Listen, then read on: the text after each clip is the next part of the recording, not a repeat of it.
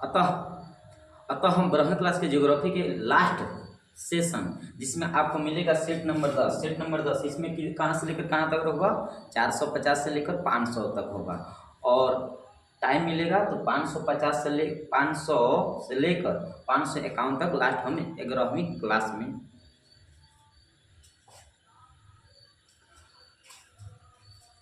अतः हम फाइनल रूप से 12वीं क्लास के ज्योग्राफी विषय के सेट नंबर 10 लेकर आ गए हैं। इसके बाद एक और सेट आएगा जिसमें 11वां सेट होगा और उसमें 500 से लेकर 551 तक होगा। तब आपका 550 का जो श्रृंखला होगा ना MCQ का वो खत्म हो जाएगा। एक और सेट आएगा, ठीक है। तब तक इस सेट नंबर 10 को आप देख सकते हैं। 2025 के लिए 26 के लिए बहुत फायदेमंद क्वेश्चन हो सकता है।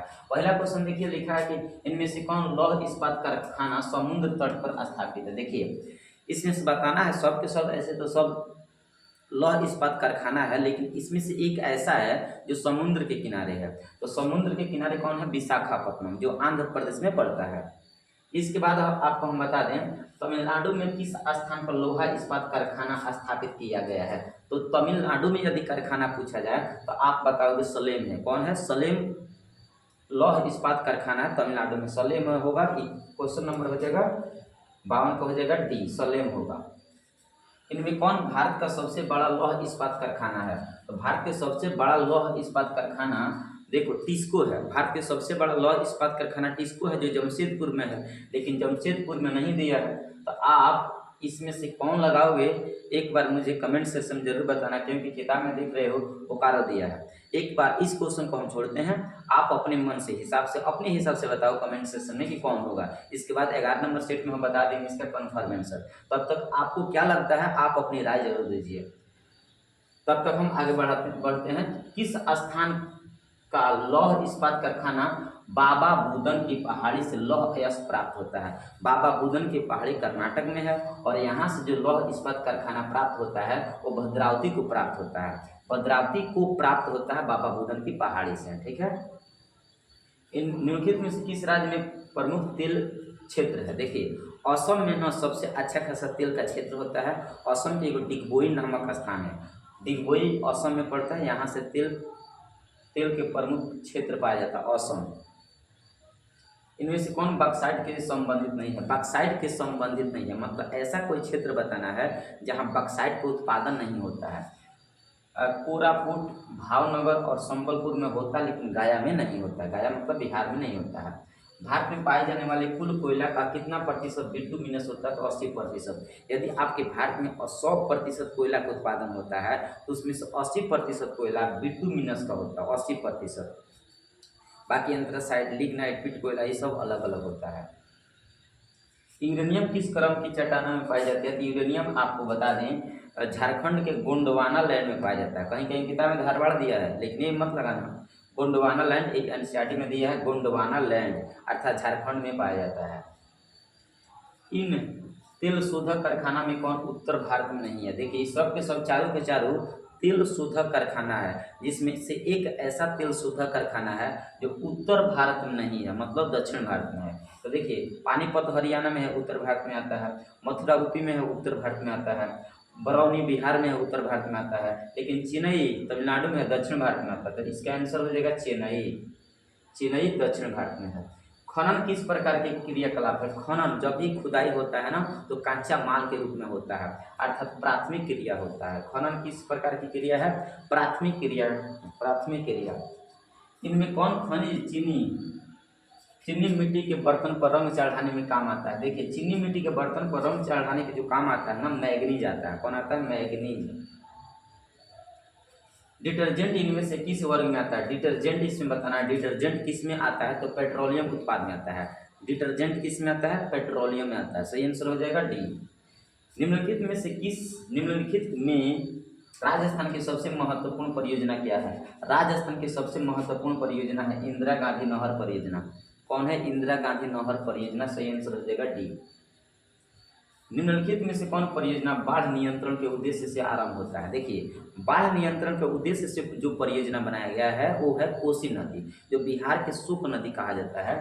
तो कोसी पर बाढ़ नियंत्रण परियोजना बनाया गया है, प्रारंभ किया गया है।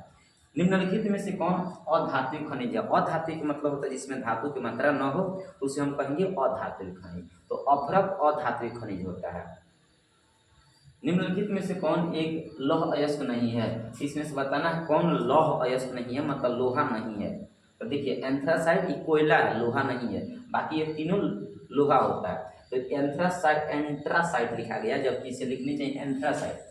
हेमेटाइट, लिमोनाइट और मैग्नेटाइट, ये तीनों के तीनों ना, जितना टाइट आप देख रहे हो लोहा का प्रकार है, और जो एंथ्रासाइट देख रहे हो कोयला का प्रकार है। तो ए नंबर इसका सही आंसर होगा।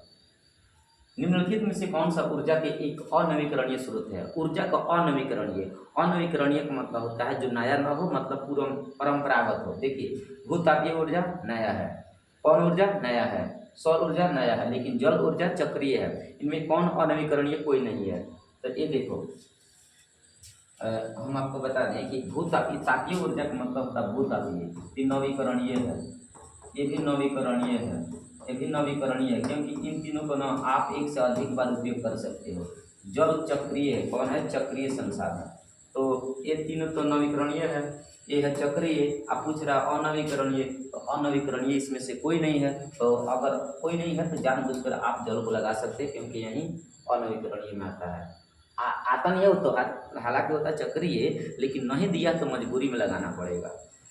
निम्नलिखित में से कौन सा देश कोयला का सबसे बड़ा उत्पादक है? तो देखिए, चीन जो है ना, चीन भारत के विश्व के सबसे बड़ा कोयला उत्पादक देश होता है। लेकिन भंडारण पूछे तो यूएसए बताएगा, यूएसए। भंडारण पूछे तो यूएसए, और उत्पादन पूछे तो कोयला, क्या बताएगा? कोयला। आगे देखो, निम्नलिखित में से कौन सा देश कोयला का सबसे बड़ा उत्पादक है? तो वही बात है, दोबारा लिखा गया है चीन। इनमें से कौन सा राज्य कोयला का अधिक उत्पादन करता है? तो कोयला सबसे ज़्यादा भारत में झारखंड करता है। झारखंड का बोकारो हो गया, झरिया हो गया, इस सब झारखंड में सबसे ज़्यादा कोयला का उत्पादन होता है। लौह अयस्क का सर्व प्रमुख उत्पाद क्षेत्र कौन है? लोहा का सबसे ज़्यादा जो उत्पादन करता है वो पड़ता है कर्नाटक। कर्नाटक में लोहा का उत्पादन ज़्यादा होता है, तो इसका आंसर हो जाएगा 71 हो जाएगा सी। 72 देखिए, रत्नागिरी किस राज्य का खनिज क्षेत्र है? रत्नागिरी महाराष्ट्र के राज्य खनिज क्षेत्र है।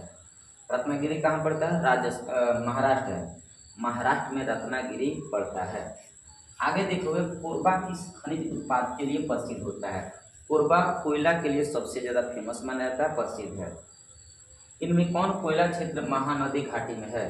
तो कोरबा कोयला महानदी के क्षेत्र में कौन आता है? कोरबा। ये उड़ीसा वाले क्षेत्र में पाया जाता है, कोरबा इसका आंसर होता है। इनमें कहाँ भूरा कोयला अर्थात लिग्नाइट मिलता है? देखिए, भूरा कोयला ना तमिलनाडु में मिलता है। लिग्नाइट अर्थात ये भूरा कोयला सबसे अधिक कहाँ मिलता है? तमिलनाडु में, दक्षिण भारत में मिलता है। डिगबोई कहाँ है? तो डिगबोई एक प्रकार के आप देखोगे तिल शोधक कारखाना है, जहाँ अच्छा खासा पेट्रोल का उत्पादन होता है, और ये असम में पड़ता है। कहाँ? असम। कौन नदी बेसिन पूर्वी भारत में नहीं है? देखिए, भारत के पूर्व में नहीं बोला है, पूर्वी भारत में। अच्छा, पूर्वी भारत में बोला है, तो सिंधु तो उत्तर में हो जाती है, ताप्ती तो पूर्व पश्चिम में हो जाती है, महानदी पूर्व में होती है, माही पश्चिम में होती है। तो महानदी इसका आंसर होगा, पूर्व में होती है। भारत के पूर्व में कौन है? महानदी। लैगून और पश्च जल पाए जाते हैं। देखिए, लैगून झील केरल में भी वेम्बनाड झील लैगून झील है। उड़ीसा में देखोगे तो चिल्का झील, ये भी लैगून है। पश्चिम बंगाल में भी लैगून पाया जाता है। इनमें से सभी आंसर हो जाएगा। इसका आंसर क्या होगा? इनमें सभी। देश के प्रमुख कुल जल का सबसे अधिक समानुपात निम्नलिखित सेक्टरों में से किस सेक्टर में होता है? देखिए, सबसे ज़्यादा जो अच्छा खासा जल का उत्पादन होता है, मतलब कि कुल जल का सबसे अधिक समानुपात किस सेक्टर में होता है? तो सिंचाई में अच्छा खासा होता है, सिंचाई आप लगाओगे। निम्नलिखित दक्षिण भारतीय राज्यों में से किस राज्य में भौम जल का उपयोग इसके कुल भौम जल का संभाव्य से ज़्यादा है? तो तमिलनाडु में भौम जल का उपयोग संभावना से भी ज़्यादा हो जाता है। भूमि के जल को भौम जल कहते हैं। निम्नलिखित में से जल किस प्रकार के संसाधन है? चक्रीय संसाधन होता है। एक रूप से दूसरे रूप में उसका प्रोसेस होता रहता है, इसलिए आप बोलोगे चक्रीय संसाधन। इंदिरा गांधी नहर में किस नदी से पानी प्रवाहित होता है? देखो बाबू, अगर आपसे पूछे इंदिरा गांधी कहाँ से निकलती है, कहाँ से प्रवाहित होती है, तो सुनिए, इंदिरा गांधी ब्यास के बैराज नामक एक जगह है, बैराज।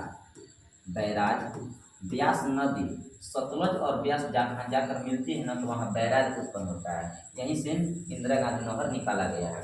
तो ब्यास नदी से निकाला जाता है इंदिरा गांधी, और ये दक्षिण मतलब दक्षिण की ओर आता है, राजस्थान वाला एरिया में कवर करता है। और ये विश्व के सबसे बड़ा मतलब नहर सिंचाई है। विश्व के अच्छा खासा नहर के सिंचाई करता है। राजस्थान वाला क्षेत्र में सबसे ज़्यादा ये लाभ पहुंचाता है। ये ब्यास नदी से निकलती है। निम्नलिखित नदियों में से किस में सबसे अधिक पुनः पूर्ति योग्य भौम जल के संसाधन होता है? पुनः पूर्ति योग्य मतलब होता है पुनः वो उपयोग किया जा सकता है, तो होता है गंगा। कौन होगा? गंगा। घन किलोमीटर में दी गई निम्नलिखित संख्याओं में से कौन सी संख्या भारत में कुल वार्षिक वर्षा दर्शाती है? 4000। वार्षिक वर्षा भारत में कितना दर्शाती है? तो आपको बता दें 4000। कितना दर्शाती है? 4000। निम्नलिखित नदियों में से देश में किस नदी में सबसे ज़्यादा पुनः पूर्ति योग्य भौम जल संसाधन है? तो वही बात है गंगा। गंगा में भौम जल का पुनः पूर्ति योग्य करने की संसाधन या गुण इसके पास ज़्यादा है, गंगा नदी में। और सब आधार से देखो तो गंगा नदी में पानी ज़्यादा होता है और लंबा भी है। सहकारी कृषि अधिक सफल कहाँ होता है? सबसे पहले सहकारी कृषि डेनमार्क में सफल हुआ था। तो डेनमार्क आप लगा हुआ, डेनमार्क। निम्नलिखित में से कौन से देश में गेहूं व चावल की अधिक उत्पादकता की किस्में विकसित की गई है? देखिए, गेहूं और चावल की सबसे अधिक उत्पादकता की किस्में जो विकसित की गई है, मैक्सिको और फिलीपींस में की गई है। कहाँ? मैक्सिको और फिलीपींस। आंसर हो जाएगा बी, मैक्सिको और फिलीपींस। आगे आप देखोगे, आज विश्व में लगभग कितने लोग भरण पोषण चलवासी पशुचारण पर निर्भर होते हैं? देखिए, विश्व में हम मानते हैं 1999 ईस्वी में विश्व की जनसंख्या लगभग 6 अरब हुई थी। तो उसमें से 2 करोड़ जनसंख्या ऐसी है जो चलवासी पशुचारण पर अपना भरण पोषण करती है। कितना? 2 करोड़ जनसंख्या विश्व के। रबड़ का सबसे बड़ा निर्यातक देश मलेशिया है। मलेशिया विश्व में सबसे ज़्यादा रबड़ को बेचता है, इसलिए निर्यातक देश है। कृषि के अंतर्गत हम इनमें से किसे लेते हैं? कृषि के अंतर्गत आप देखोगे तो फूल को उत्पादन करना भी कृषि कहलाता है, पशुओं को पालन करना कृषि कहलाता है जब मिश्रित कृषि करोगे तो, अब मत्स्य पालन भी कृषि कहलाता है, इसलिए आंसर हो जाएगा सब। कृषि के लिए इनमें से कौन सबसे अधिक उपयुक्त होता है? तो कृषि के लिए जो सबसे ज़्यादा अच्छा खासा जो प्रयोग होता है वो होता है मैदानी भाग। क्या होता है? मैदानी भाग। वर्ष भर वर्षा होगा तो नष्ट कर देगा, वर्ष भर वर्षा नहीं होनी चाहिए, समय समय पर होनी चाहिए, इसलिए अधिक उपयोग होगा कृषि के लिए मैदानी भाग। ठीक है। कृषि निर्धारण में किस कारक का भारत में जबरदस्त हाथ होता है? देखिए, मैदानी भाग का जबरदस्त हाथ होता है और वर्षा का भी जबरदस्त हाथ होता है। तो वर्षा मतलब वर्ष भर नहीं, खाली वर्षा कहो तो टाइम टाइम से आनी चाहिए, वर्षा होगा इसका आंसर। मैदानी भाग होता ना तो उसका आंसर लगाया जाता, बट मैदानी भाग नहीं है, मैदानी भाग हम वर्षा को कर देंगे। किस फसल की खेती में बुआई के समय कम तापमान होता है? देखिए, धान में बुआई के समय तो एकदम 30 के आसपास रहता है, गेहूं में तापमान बहुत कम रहता है बुआई के समय में। किस फसल की खेती पहाड़ी ढालों पर की जाती है? तो चाय की फसल। चाय की जो फसल होती है ना, असम वाला क्षेत्र में की जाती है, तो चाय की फसल पहाड़ी ढालों पर किया जाता है। इनमें कौन मानव विकास का स्तंभ है? तो मानव विकास के यदि स्तंभ की आप बात करोगे तो समता, सतत पोषणीयता, उत्पादकता, ये सब हो जाएगा, इसलिए आंसर हो जाएगा आपका डी, सही। इनमें से कौन एक मध्यकालीन नगर है? मध्यकालीन का मतलब होता है मध्य इतिहास काल में उसका स्थापना हुआ था, तो आपको पता होनी चाहिए आगरा। सिकंदर लोदी इसका स्थापना किया था उत्तर प्रदेश के, इब्राहिम लोदी के बाप था, सिकंदर लोदी के द्वारा आगरा शहर का स्थापना किया गया था। मानव विकास सूचकांक के संदर्भ में विश्व के देशों में भारत की निम्नलिखित में से कौन सा कोटि आई थी? 2005 में 127वें नंबर पर था। विकासशील देशों की जनसंख्या में सामाजिक ढांचे के विकास और आवश्यकताओं की पूर्ति में कौन से प्रकार के संसाधन सहायता करता है? तो प्राकृतिक संसाधन अच्छा खासा सहायता करता है। निम्नलिखित में से कौन सा देश विकासशील होता है? विकासशील मतलब बहुत तेजी से विकास कर रहा है, तो है नाइजीरिया। जापान, फ्रांस, ऑस्ट्रेलिया ये सब विकसित देश है, लेकिन नाइजीरिया विकासशील देश में आता है। निम्नलिखित में से कौन मानव विकास के मूलभूत क्षेत्र है? मूलभूत क्षेत्र का मतलब होता है जो आधारभूत संरचना होता है जिसके बिना हम अपना विकास सुनिश्चित नहीं कर सकते हैं। तो स्वास्थ्य भी है, स्वास्थ्य के बिना आप अपना जीवन विकास नहीं कर सकते हैं, संसाधन के बिना भी अपना विकास नहीं कर सकते हैं, शिक्षा के बिना भी नहीं कर सकते हैं, इसलिए आंसर हो जाएगा सभी। तो ये रहा मूलभूत आवश्यकता में सभी के सभी आंसर हो जाएगा।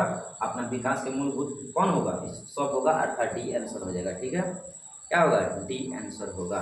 ये रहा आपका सेट नंबर 10। मिलते हैं अगले सेट में, तब तक के लिए।